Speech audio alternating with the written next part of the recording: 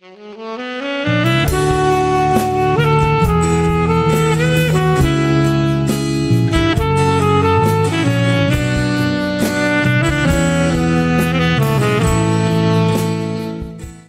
37. Hoy vamos a ir al capítulo 37 de Isaías.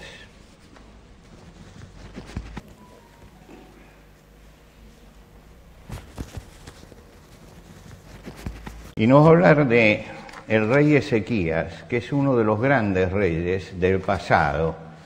Se considera que después de David aparecen muy pocos reyes que fueron brillantes, pero uno de los reyes que brilla es justamente el rey Ezequías.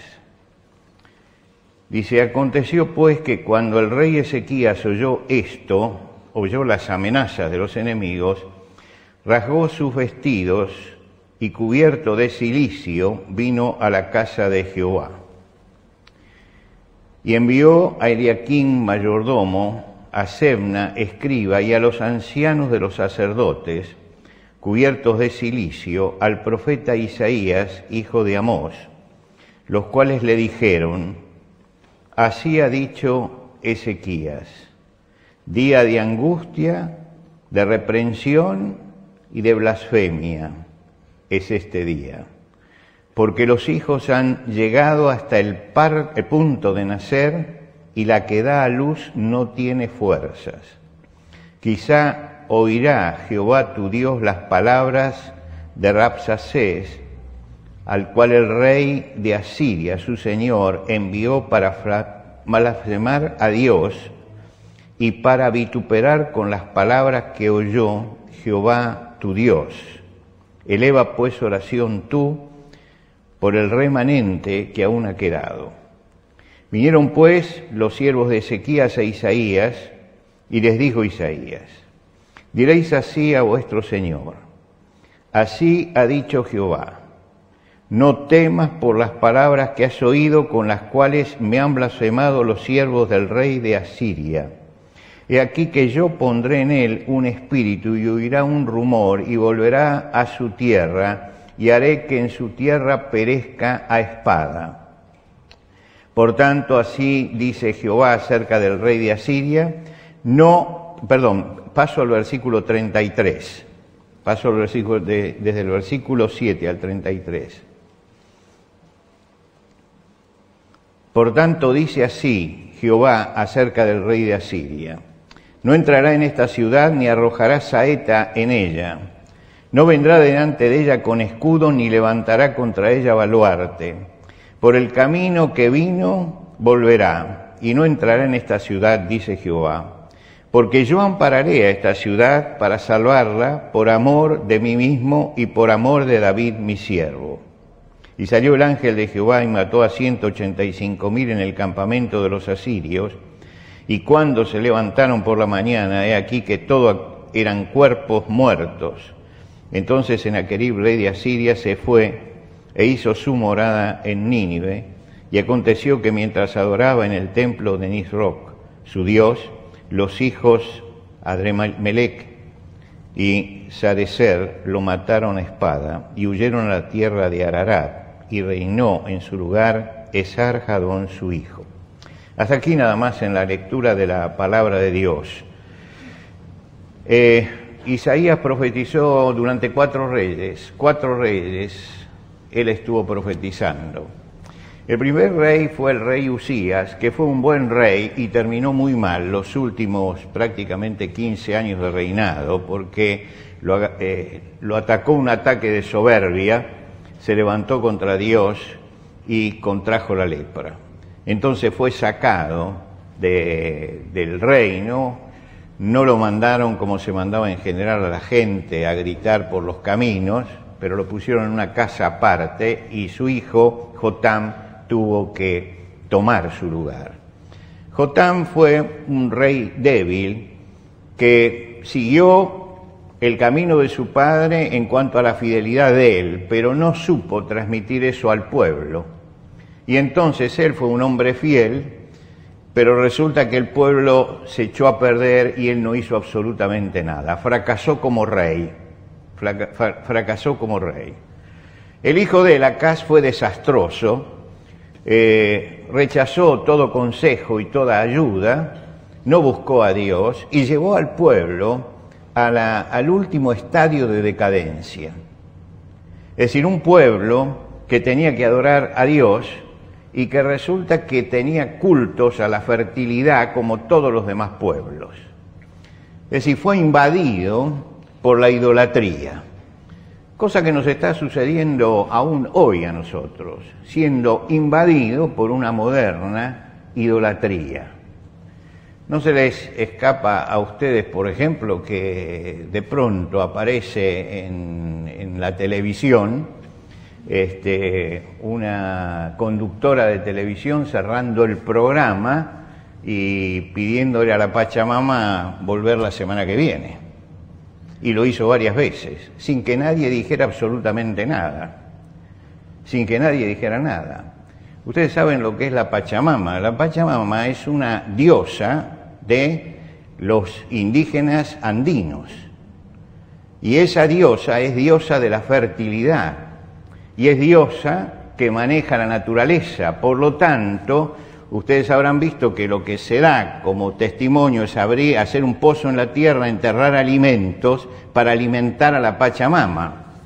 Esto es para que no haya terremotos en los Andes. Es la forma de pagarle a la Pachamama. Ahora usted dice, en un país que se dice cristiano, ¿cómo alguien puede invocar a la Pachamama en un medio de difusión? Alguien va a decir algo, nadie dice nada. Lo que quiere decir que somos un país ignorante acerca de nuestra propia fe, ignorante, y además somos un país que no le da valor a lo que se hace en el sentido espiritual. Que usted adore a la Pachamama, le agradezca a Dios o le agradezca a Mahoma, es exactamente lo mismo. En ese estado estamos nosotros también. Y por eso leemos la historia de este rey, porque este rey vivió en ese momento y llamó al pueblo a la santificación, es decir, la santificación significa a separarse de lo que es malo, nada más que eso. La palabra se ha mistificado muchísimo, pero santificación es simplemente sepárese de lo malo, sepárese de lo malo. Al pueblo lo trató de separar de los malos, volvió al templo, a la antigua liturgia de los tiempos de David, porque se había desviado hasta la liturgia del templo. Celebró nuevamente la Pascua con el sentido que la Pascua tiene para todo el pueblo y restauró todas aquellas cosas que eran la base espiritual en la que se movía el pueblo. Él entendió realmente que el destino de los pueblos lo define su espiritualidad, porque su espiritualidad es la base de su ética y es la base de la moral. La moral y la ética tienen que apoyarse en algo, y si no se apoyan en una fe trascendente y en un Dios que es superior a todo, entonces caemos en la soberbia. ¿Qué es lo que nos está pasando en este momento? Vemos cómo se instala la mentira, vemos cómo se instala la corrupción y todo esto, sin que a nadie se le mueva un dedo, incluso hay gente que lo tolera. ¿Por qué? Porque hemos perdido una base espiritual ética que nos sostenga, hemos perdido una base moral y espiritual sobre el cual cimentar los valores. Y lo que hizo en ese momento el rey fue volver a la base espiritual, porque se dio cuenta que el pueblo únicamente podía salir de la decadencia si la reconstrucción se hacía desde las bases de los valores, y lo llevó a la fe, porque la fe es la base de los valores. La filosofía con Kant intentó muchas veces elaborar una ética que se basara únicamente en el hombre. Fracasó, no se puede basar algo en el hombre simplemente. El hombre necesita entender que hay alguien superior a él, que hay un Dios, y que ese Dios es el que manda, y que ese Dios es el que pone las leyes, y que ese Dios es el Dios de la ética, de la moral, de los principios, de los 10 mandamientos, del Sermón del Monte. Esto es fundamental para entender lo que pasa dentro de la sociedad. Él llevó al pueblo allí. Ahora, ese hecho es un hecho de volver a la fidelidad, la verdadera fidelidad a Dios. Sin embargo, y a pesar de eso, él tomó las medidas de defensa que tenía que tomar. Dice que cegó, por ejemplo, las fuentes de agua externas a la ciudad, las cegó. Porque si venía algún ejército enemigo para rodear la ciudad, no iba a tener, le cortaba el alimento, le cortaba la base, que era el agua, no encontraban agua. Y como Jerusalén no tiene un río alrededor y no está edificada en un lugar donde hay un río, entonces ahí les creaba un problema muy grande. Y él cegó esas fuentes de agua. Al enemigo no le vamos a permitir que se alimente. En segundo lugar, edificó los muros que estaban caídos o deteriorados. Le puso un límite. Dijo, hasta acá van a llegar, más de acá no. Alzó nuevas torres como atalayas para vigilar. Y por último, fabricó espadas y escudos para defenderse. Él dijo prácticamente 4 cosas. No alimentemos al enemigo, no dejemos que se alimente cuando se acerque a nosotros. Marquémosle el límite hasta donde pueden llegar. Estemos vigilantes permanentemente y estemos preparados para la lucha. Todas estas medidas son humanas, pero son necesarias. Fijémonos en este detalle. Él fue un hombre espiritual, vivió la fe en forma espiritual, pero tomó medidas humanas también, porque la parte que le corresponde a él la tenía que hacer. No cayó en la falsa espiritualidad de si soy fiel, no tengo que tomar precauciones, porque soy fiel al Señor. No, él dice, las precauciones hay que tomarlas igual. Las precauciones hay que tomarlas. Ahora, hay que mantener la fidelidad, pero lo que me toca hacer a mí, lo tengo que hacer yo. Por el contrario de todo lo que piensan esto, él fue un hombre fiel y precavido. ¿Por qué fue fiel y precavido?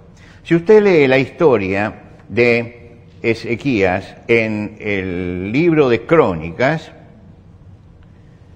y en el libro de los Reyes se repite la historia de él, el libro de Crónicas dice algo revelador acerca de la situación que vivía. Dice, después de estas cosas y de esta fidelidad,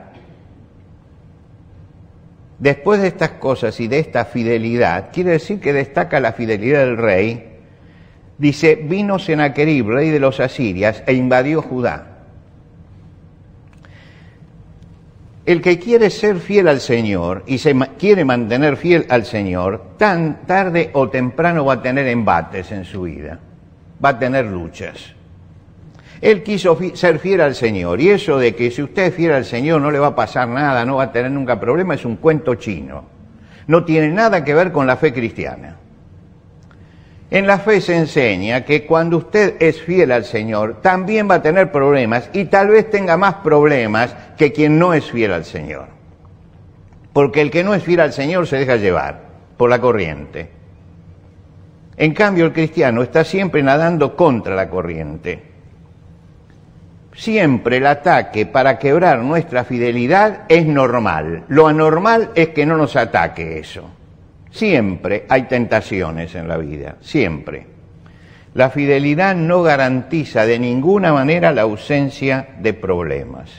No garantiza la ausencia de problemas. Esta mañana yo sigo un devocional y esta mañana estaba leyendo el devocional de este día y tiene una frase que dije, esto es lo que vamos a ver esta mañana.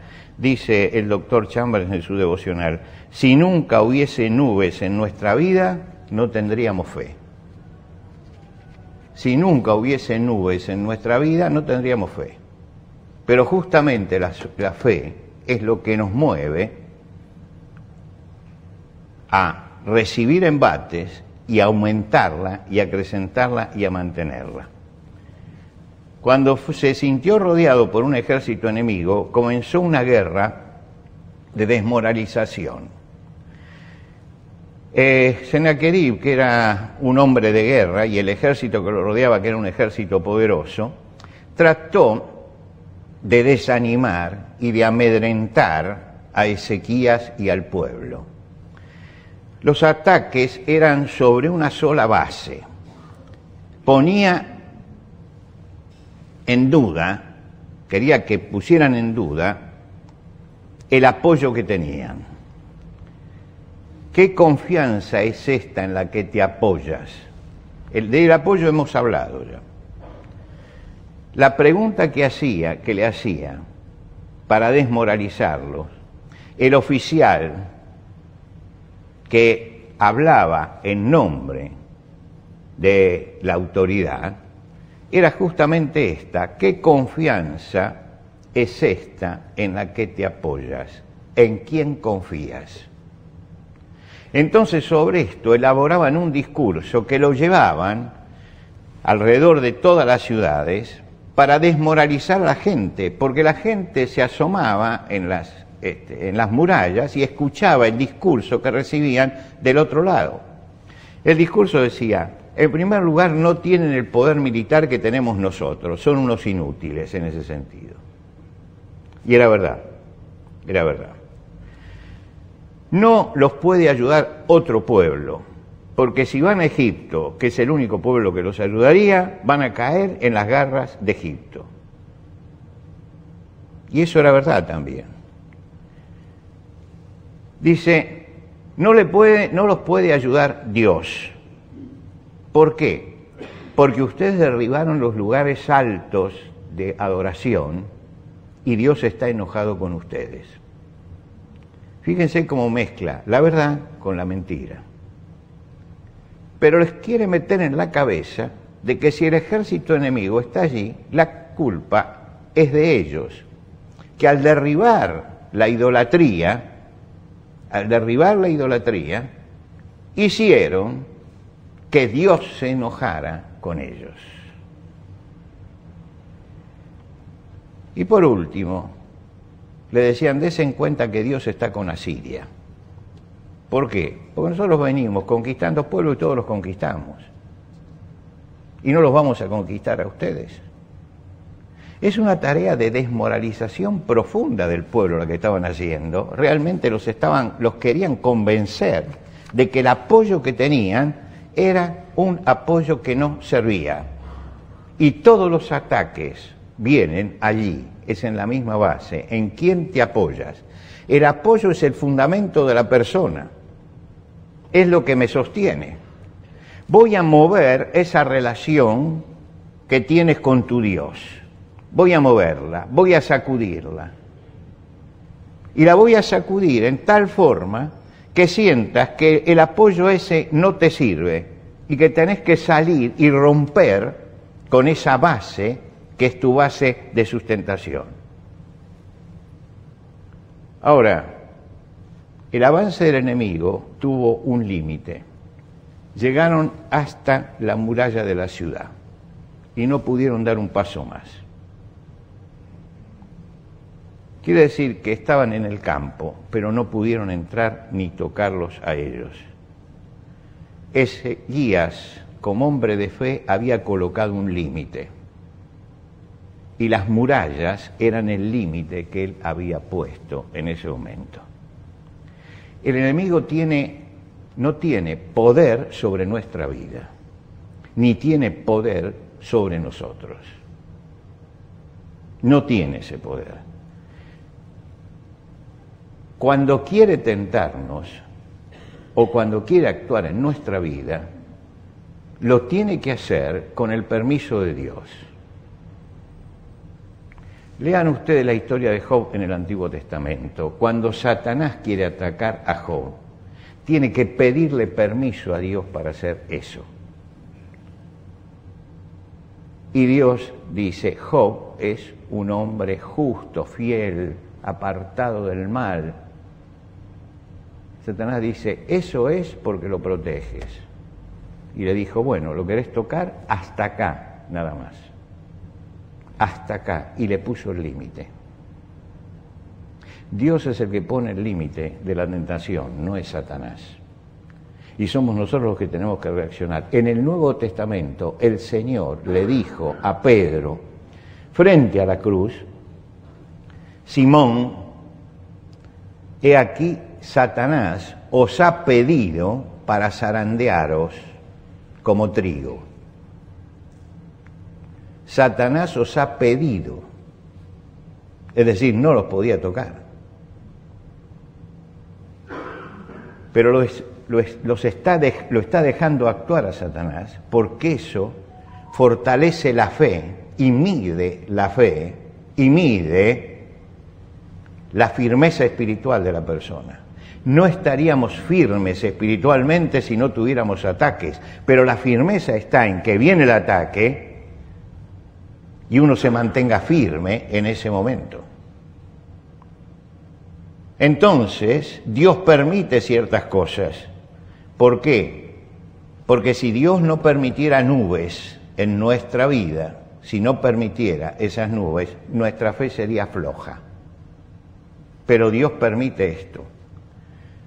Lo importante es que cada vez que somos tentados, tenemos que saber que tiene un límite y que Dios le ha permitido llegar hasta un límite y no puede ir más allá de eso, no puede ir más allá.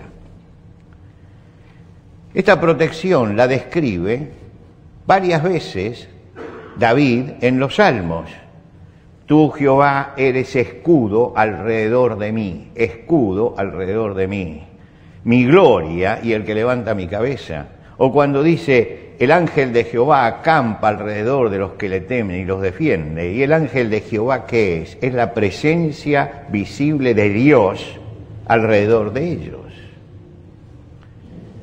Cuando cantaban los hebreos, iban a sus fiestas y cantaban los cánticos graduales, los cánticos que se usaban para ir hacia Jerusalén, ellos decían, como Jerusalén tiene montes a su alrededor, así Jehová está alrededor de su pueblo.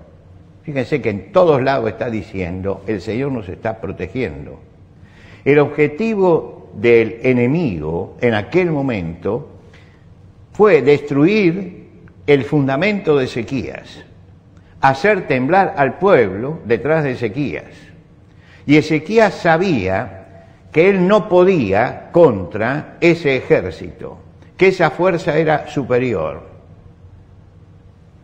y que el enemigo tenía argumentaciones, razonamientos, deducciones, especulaciones,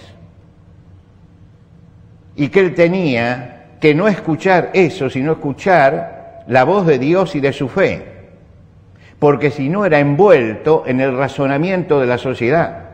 ¿Qué es lo que está pasando en este momento? Que muchos son envueltos en el razonamiento de la sociedad. Hace unos años me encontré con una mujer con un problema muy, muy grave en su vida.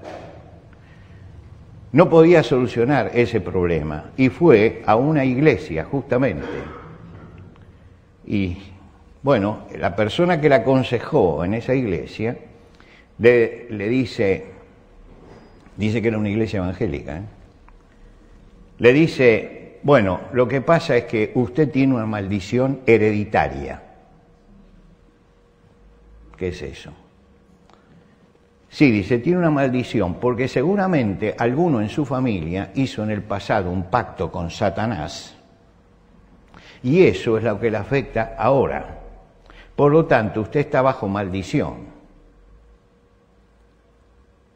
Y por supuesto que fue al Antiguo Testamento y agarró unos textos ahí tirados de los pelos, ¿no? Como hacen todos los ignorantes, que agarran 4 textos y con eso hacen una doctrina.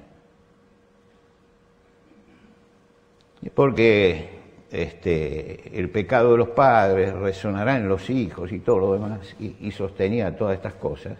Y la mujer tenía un susto tremendo. Le habían quitado la paz. ¿Por qué? Por una maldición hereditaria que tenía su familia. Yo dije, bueno, ¿usted confió en Cristo? Bueno, si alguien está en Cristo, es un nuevo ser. Las cosas viejas pasaron, todas son hechas nuevas. El alma que pecare dice Ezequiel, y le señalé el Antiguo Testamento porque eran antiguos versículos del Antiguo Testamento los que le presentaban.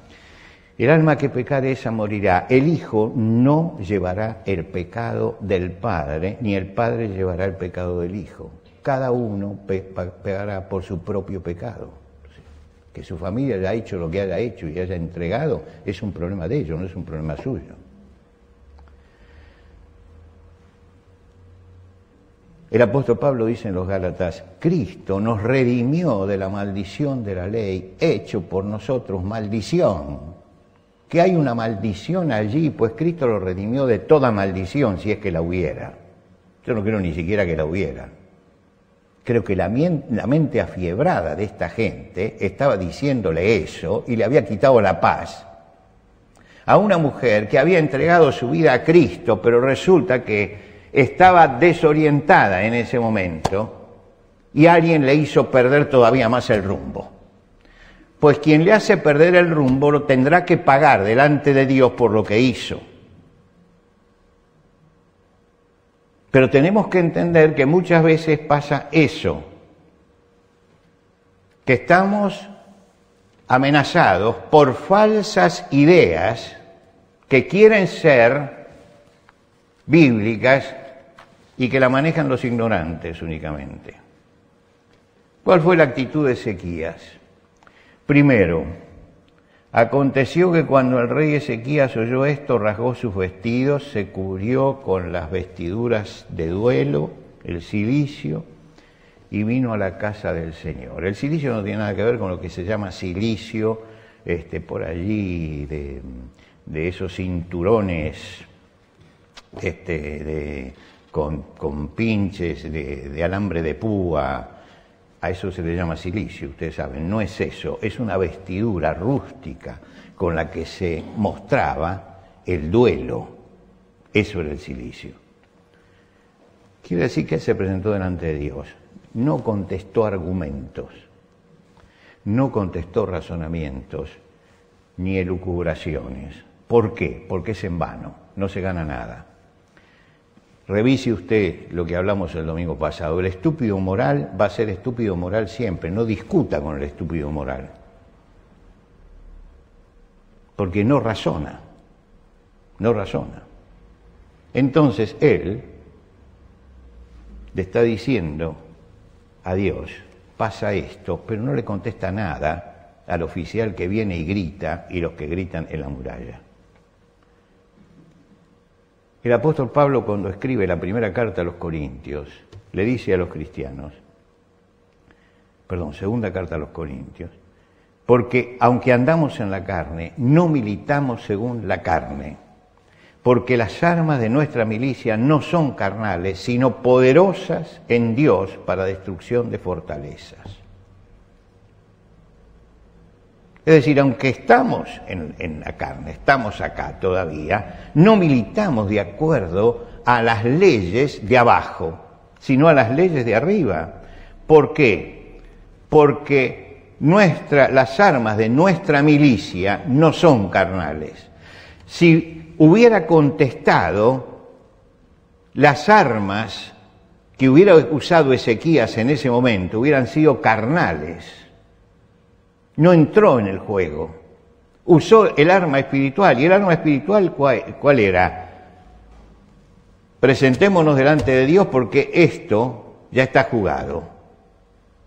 Y acá el único que puede intervenir es Dios. Se presentó con una señal de humillación personal como rey, de sumisión a Dios, totalmente distinto a lo de Usías. No se llenó de soberbia, entró con cilicio, no entró para hacer el sacrificio, sino entró en un sentido de humillación, de impotencia humana, de dependencia absoluta.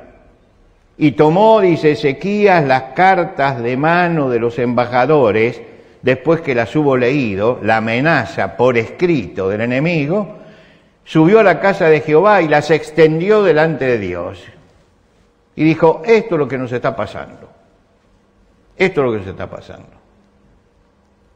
Extender delante de Dios es ponerla en la presencia de Dios. Es no proponerse ningún camino humano y exponer a Dios esto. Y buscó la orientación de Dios. Mientras tanto agarró a su gente y le dijo, todos nos vestimos de cilicio, toda la gente de su equipo de trabajo, todos vestidos de humillación, y vayan a consultar con el profeta Isaías. Y fueron ellos a consultar con el profeta Isaías. Señaló su debilidad, envió a sus ayudantes, al mayordomo Sebna y a los escribas, a los sacerdotes más ancianos, y le dijo, cubierto de cilicio, vayan a Isaías. Y ahí se presentó toda la plana mayor, humillado delante de Dios, a preguntarle al profeta. Estaban consultando la palabra de Dios, buscaban la respuesta de Dios. Expuso la debilidad. Para él era un día muy importante y fue un día importantísimo en la vida del pueblo. Expuso la debilidad, dijo que sentía debilidad y le dijo a Dios que sentía miedo. ¿Por qué? Se vistió de cilicio, dice, acá estoy, desde el punto de vista humano, estoy perdido. ¿Cuál es la respuesta de Isaías? La leímos. Así dice Jehová acerca del rey de Asiria, no entrará en esta ciudad, ni arrojará saeta en ella, no vendrá delante de ella con escudo, ni levantará contra ella baluarte. Estaba todo el ejército allí alrededor y Dios está asegurando esto. Si el siervo se entrega al Señor en el momento ese, el Señor asume la batalla. Y ellos fueron librados, y los libró milagrosamente, porque dice, el ángel de Jehová mató 185.000 en el campamento. Ahora usted lee esto en la Biblia, tiene que leerla también en la historia, porque esto que sucedió, de que se tuvo que retirar a Siria por la gran mortandad, está contado también en la historia. Josefo dice que Berosus, un sacerdote caldeo que escribió toda una historia de Caldea, menciona que los asirios tuvieron que retirarse por una gran mortandad, y escribe muchos años después. Y esa gran mortandad él la atribuye, porque después tratan de explicarlo al margen de Dios, ¿no? Usted sabe que después se ponen explicaciones de abajo y no de arriba. Y dice, y fue por una tremenda epidemia que se lo llevó a todos. Bastante raro que en una noche una epidemia matara a 185.000 personas. Heródoto, el historiador griego, menciona el hecho en el libro segundo. Él dice, sucedió que los ratones agrestes derramados por el vecino campo de los enemigos comieron de noche las aljabas, es decir, el lugar donde guardaban las flechas, comieron los nervios de los arcos, es decir, la cuerda que tensa, y finalmente las mismas correas que servían de asa a los escudos, entregándose a la fuga los invasores y perecen en gran número. Pues tiene que haber venido una invasión increíble de ratones para que 185.000 personas y todo eso fuera consumido. Sin embargo, Heródoto lo dice así. En el segundo libro de historia, de los 7, que están editados, yo los saqué del libro mismo, están editados, está al alcance de cualquiera, él da esta explicación para eso. Los historiadores no se explican qué fue lo que pasó. La Biblia dice, mire, acá hubo un rey que oró a Dios. ¿Y por qué ese rey oró a Dios pasó esto? Ahora, no lo puede entender un sacerdote caldeo, ni lo puede entender Heródoto, porque están tratando de mirar con los ojos de abajo. Y hay que mirar las cosas también con los ojos de arriba. Fue librado Ezequías. Y fue librado el reino. Y cuando uno lee la historia que hemos visto los domingos anteriores, dice, ¿por qué no fue librado en la misma forma Acaz? Porque Acaz no le hizo caso a Isaías. Isaías dijo, ciertamente Egipto en vano inútilmente dará ayuda, por tanto yo di voces que su fortaleza sería estarse quietos. estarse quietos. Y cuando llegamos al capítulo 30, al final del capítulo, Dios reprocha y dice: en quietud y en reposo será vuestra fortaleza. Hay tiempo para todos, dice Eclesiastés. Hay tiempo para actuar, hay tiempo para poner defensa y hay tiempo para esperar en el Señor. Saber distinguir esos dos tiempos es fundamental. Ezequías entendió perfectamente el tiempo en que tenía que trabajar mucho para construir los muros y todo lo demás. Pero entendió también que había llegado un tiempo en que él se tenía que quedar quieto y confiar, porque la quietud y la fe era lo único que podía darle respuesta. Estas dos cosas tienen su tiempo, y la inteligencia y la sabiduría espiritual está en saber cuál es el tiempo en que yo estoy viviendo. ¿Es el tiempo en que tengo que hacer o es el tiempo en que tengo que quedarme quieto? Ezequías entendió cuál era el tiempo en que tenía que hacer. El creyente tiene que conocer los tiempos. David dice en el Salmo 40, el versículo 1, pacientemente esperé a Jehová y se inclinó a mí y oyó mi clamor.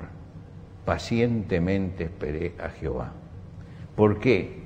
Porque había llegado el tiempo de él para quietud y reposo, porque allí estaba la fortaleza. Y hay otro momento en que tiene que lanzarse él a la lucha, porque era el tiempo en que Dios quería que actuara él. La diferenciación de estos tiempos es la sabiduría espiritual. Saber qué tiempo, cuáles son las fuerzas que yo tengo, en qué debo depender de Dios y cuándo es el tiempo de la quietud, porque eso, la quietud y la confianza, es la fortaleza. Hay momentos en que la fortaleza es lo que yo hago y hay momentos en que la quietud y la confianza es la manifestación de la fortaleza. Entendió Ezequías que había que clamar y esperar, y se plantó delante de Dios y clamó y esperó, porque en eso estaba la fortaleza para él, y por eso fue uno de los grandes reyes de Israel, a la par de David, un hombre que supo entender los mecanismos espirituales que mueven la historia y supo someterse a Dios cuando debía. Nos ponemos de pie.